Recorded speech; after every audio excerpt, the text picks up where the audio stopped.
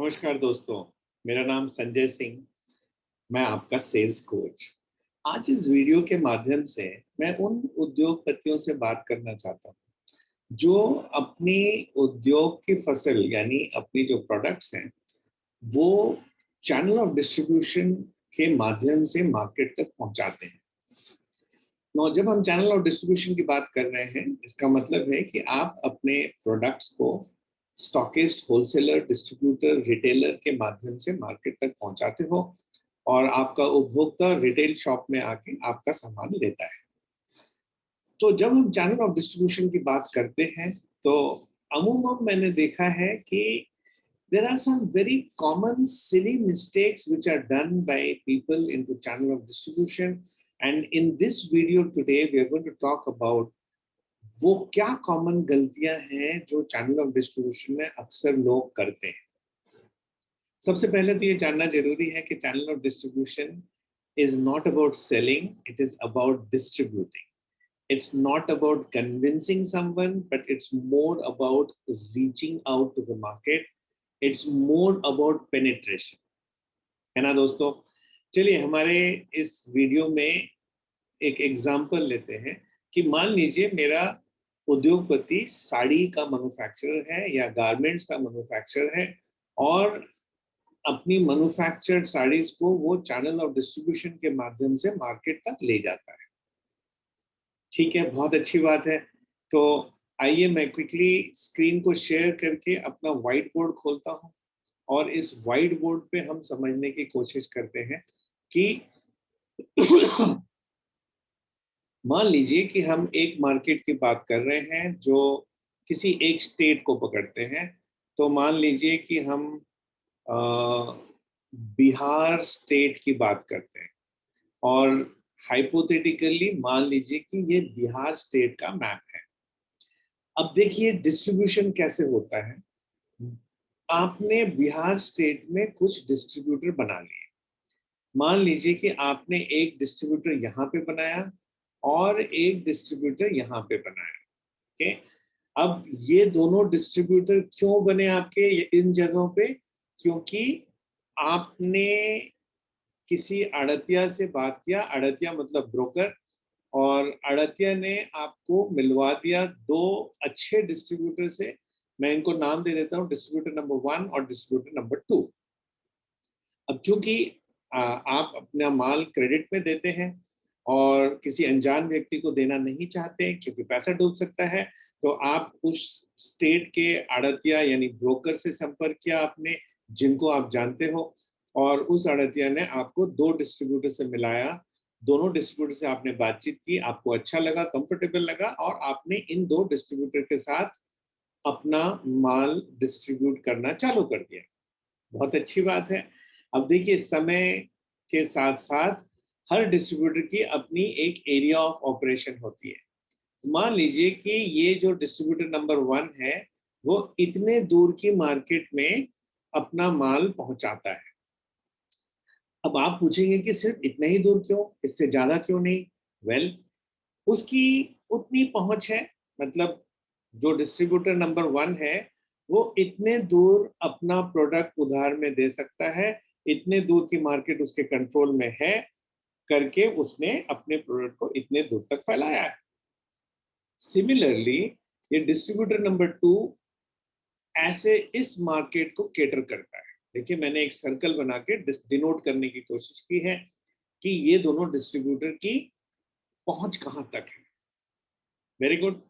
तो सबसे पहली बात जो मैं सेल्स मैनेजर से पूछना चाहता हूं कि भैया डिस्ट्रीब्यूटर को माल पटक देने से आपका काम खत्म नहीं हुआ, क्योंकि डिस्ट्रीब्यूटर को माल देने के बाद उस डिस्ट्रीब्यूटर की सर्कल कहां तक है इसको मैप करना भी आपका काम है। क्योंकि आपको ये जानना जरूरी है कि अगर डिस्ट्रीब्यूटर नंबर 1 को आपने अपना सामान दिया तो डिस्ट्रीब्यूटर नंबर 1 के मार्फत से आपका सामान कितने दूर तक पहुंचा। क्योंकि ये तो लाजमी है कि ये जो आसपास के छोटे छोटे गांव हैं या जो तालुका है, यहाँ आप डायरेक्टली नहीं जाना चाहते क्योंकि आप अपना पैसा नहीं फंसाना चाहते। लेकिन ये भी उतना ही सही है कि आप अगर साड़ी के व्यापार में हैं तो आपकी साड़ियां जो हैं वो छोटे छोटे गांव तक पहुंच जाए, है ना। तो आपका पहला कर्तव्य है कि एक बार डिस्ट्रीब्यूटर बना लिया तो उस डिस्ट्रीब्यूटर की फुटप्रिंट को मैप कीजिए, यानी कि उस डिस्ट्रीब्यूटर का सामान कहाँ तक जाता है उसको मैप कीजिए। जैसे डिस्ट्रीब्यूटर नंबर 2 का मैंने मैप किया, देखिए ये कुछ इस तरफ राइट हैंड साइड में ज्यादा है और लेफ्ट हैंड साइड में कम है। अब इसके अपने कारण होंगे क्यों ऐसा है, लेकिन ऐसा है। तो पॉइंट नंबर 1, क्या आपने मैपिंग की? मैं यहाँ साथ में लिखता हूँ कि मैपिंग किया कि नहीं किया। ठीक है, बहुत अच्छी बात है। अब दूसरे पॉइंट पे आते हैं दोस्तों। आप पूछेंगे कि भैया ये पता कैसे चलेगा कि कहाँ तक जाता है?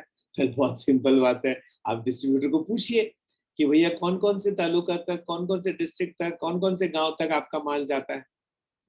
कुछ डिस्ट्रीब्यूटर हैं जो बोलेंगे आप अपने काम से काम मतलब रखिए, आपको क्या मतलब है कि मैं कहाँ तक माल भेजता हूँ, ऐसा बोल सकते हैं, नो प्रॉब्लम। अगर डिस्ट्रीब्यूटर कोऑपरेटिव नहीं है तो सेल्स मैनेजर का काम है कि डिस्ट्रीब्यूटर के इर्द गिर्द के मार्केट में घूमना, घूम के माल बेचना नहीं है, घूम के सिर्फ तहकीकात करनी है कि आपका प्रोडक्ट उस गांव तक पहुंच रहा है कि नहीं पहुंच रहा है। और अगर आपकी तहकीकात की रिजल्ट बताती है कि नहीं पहुंच रहा है तो वापस आइए, डिस्ट्रीब्यूटर से बात कीजिए, उनको बताइए कि देखिए भैया आपके मार्केट के इर्द गिर्द ये कुछ 10-15 गांव हैं जहां माल नहीं पहुंच रहा है, क्या आप उन गांव तक माल पहुंचा सकते हैं? डिस्ट्रीब्यूटर ने अगर मान लिया अच्छी बात है, अगर नहीं माना तो आप उनसे चर्चा कीजिए कि भाई मुझे अपना माल वहां तक पहुंचाना है, या तो आप उन गांवों तक पहुंचना चालू कर दीजिए या फिर आप अनुमति दीजिए ताकि मैं उन गांवों तक माल पहुंचाने के लिए किसी और डिस्ट्रीब्यूटर से बात करूं। तो नॉर्मली इस तरह की बातचीत के बाद आप देखेंगे कि डिस्ट्रीब्यूटर एग्री कर जाता है, क्योंकि डिस्ट्रीब्यूटर का भी तो धंधा बढ़ रहा है। डिस्ट्रीब्यूटर कोई आपको उपकार थोड़ी कर रहा है, डिस्ट्रीब्यूटर की भी बिजनेस बढ़ रही है। And as a sales manager distributor के नजरों में आपका कद बड़ा हो जाता है जब आप डिस्ट्रीब्यूटर के सेल को बढ़ाने में मदद करते हैं। बहुत अच्छी बात। अब तीसरी बात पे आता हूं कि अगर इतना बड़ा स्टेट आपको एलोकेट किया गया है, मैं यहाँ लिख देता हूं कि ये बिहार स्टेट है। तो अगर ये इतना बड़ा बिहार का स्टेट आपको एलोकेट किया गया है और इस स्टेट में आप सिर्फ ये 2 पॉकेट्स को कैटर कर रहे हैं, तो क्या ये प्रश्न पूछना लाजमी नहीं है कि भैया ये वाले पॉकेट का क्या, ये वाले पॉकेट का क्या, ये वाले पॉकेट का क्या, ये वाले पॉकेट का क्या? तो ये कुछ पॉकेट्स जो मैं बना के दिखा रहा हूं दोस्तों, ये पॉकेट्स तो खाली है और आपका माल तो यहां तक पहुंच ही नहीं रहा है। तो देखिए बात करते करते मैंने यहाँ पे कुछ पॉकेट्स बनाए, पॉकेट नंबर 3, पॉकेट नंबर 4, जहां हमारा माल ही नहीं पहुंच रहा। तो भैया माल ही नहीं पहुंच रहा तो बिकेगा कैसे, और बिकेगा नहीं तो सेल कैसे बढ़ेगा? तो देखिए सबसे पहला सेल हमने बढ़ाया मार्केट मैपिंग करके, और वहां पे जहां जहां माल नहीं पहुंच रहा उस सर्कल के अंदर उसकी बातचीत करके। अब देखिए दूसरी तरीके से जो हम सेल बढ़ाने की कोशिश कर रहे हैं, by reaching out to those pockets जहां हमारा माल ही नहीं पहुंच रहा। तो देखिए पॉकेट नंबर 3, 4, 5, 6, 7, 8 माल पहुंच नहीं रहा है। अब क्या करेंगे? हमें करना क्या है, हमें आड़तिया से बात करना पड़ेगा, हमें ब्रोकर से बात करना पड़ेगा जिनके ऊपर मुझे भरोसा है, और ब्रोकर से पूछना पड़ेगा कि भैया देखो बिहार के स्टेट में पॉकेट नंबर 3, 4, 5, 6, 7, 8 मेरा खाली है और मुझे इन जगहों के लिए डिस्ट्रीब्यूटर चाहिए ताकि मैं उन डिस्ट्रीब्यूटर्स को माल दे सकूं और डिस्ट्रीब्यूटर्स हमारे माल को गांव गांव तक पहुंचा सकें।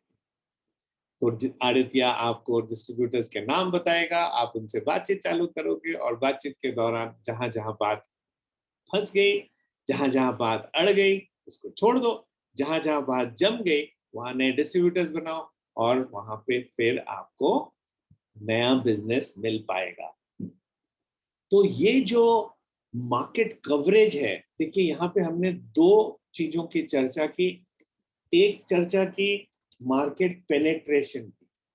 जी हाँ, मार्केट पेनेट्रेशन यानी जब हमने ये सर्कल के अंदर अपनी रीच बढ़ाने की कोशिश की तो उसको बोलते हैं इंट्रा मार्केट पेनेट्रेशन। इसको क्या बोलते हैं? Intra market penetration.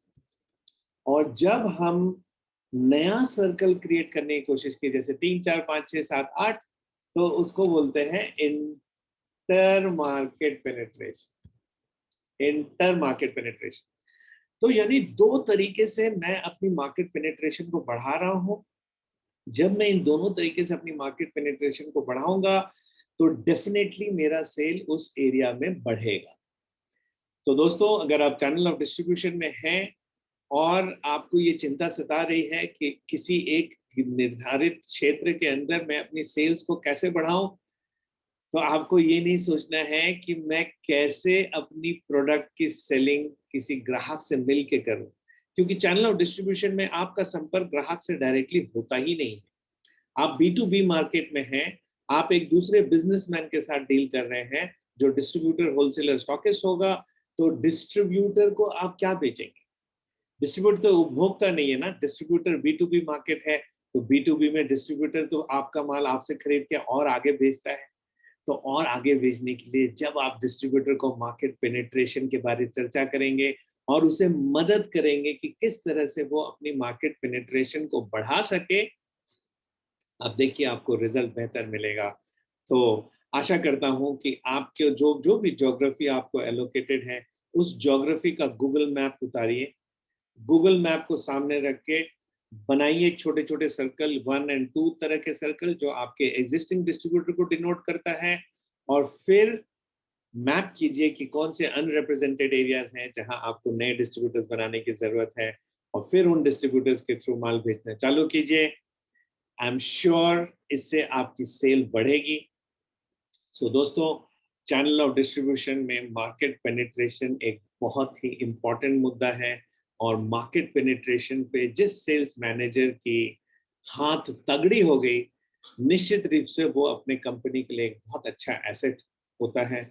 और अगली बार जब मैं आपसे मिलूं तो आपको पूछूंगा कि hello, what is your market penetration index, यानी कि आपको जो मार्केट एलोकेटेड है उस मार्केट के अंदर किस प्रकार की पेनिट्रेशन आपकी है, आप कितनी हाई डेंसिटी में अपने ग्राहकों को मिल पा रहे हो या अपने ग्राहकों तक अपने माल पहुंचा पा रहे हो।